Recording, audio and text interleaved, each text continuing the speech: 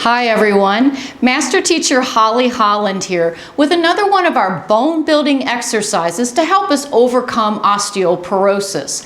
Today I'm going to be focusing on some plank positions. There are many different ways you can do planks. They're wonderful for your core, good for resistance to your upper body and spine and into your hips. I've got a sturdy surface here with my two yoga mats, and I've got a blanket because my 63-year-old knees do not like to be down on the floor too much like that. You may be like me.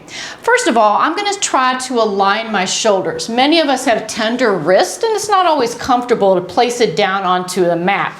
So how about coming down onto your forearms? I'm going to take my forearms down here. Most importantly, I want to make sure that I'm not collapsing or winging in there. I need to press those forearms there to broaden across my upper back.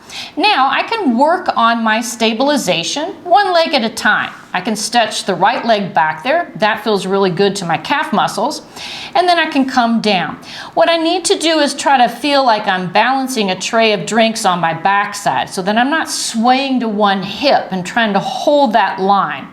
Now I could try to take it to two legs, bringing one back and then the other. Pulling the low belly up and in, pressing into the forearms, and work to this position here, and then you bring it down. Now, if I wanted to progress that, maybe I could bring the blocks upright. I could try half plank initially.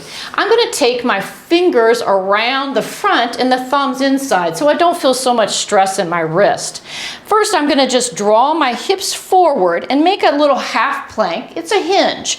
Then I'm going to plug my arms into the shoulder socket. I'm getting a lot of core work here as well as shoulder stabilization.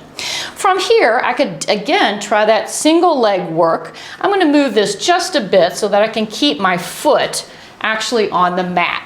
So I'm going to take it back and press in through the heel, not just straighten the leg from the knee. Try the other side, seeing if I can stabilize one side before mobilizing the other. Now I can progress it. Now I'm going to shift my shoulders over the wrists. Now, of course, you could take it all the way down with your hands here. But I want to show you some alternatives to that because so many of my students have challenges with their wrist. So try a few more of those. Remember, shoulder stabilization, core stabilization, and hip stabilization as well. I hope you enjoy that. I look forward to seeing you next time.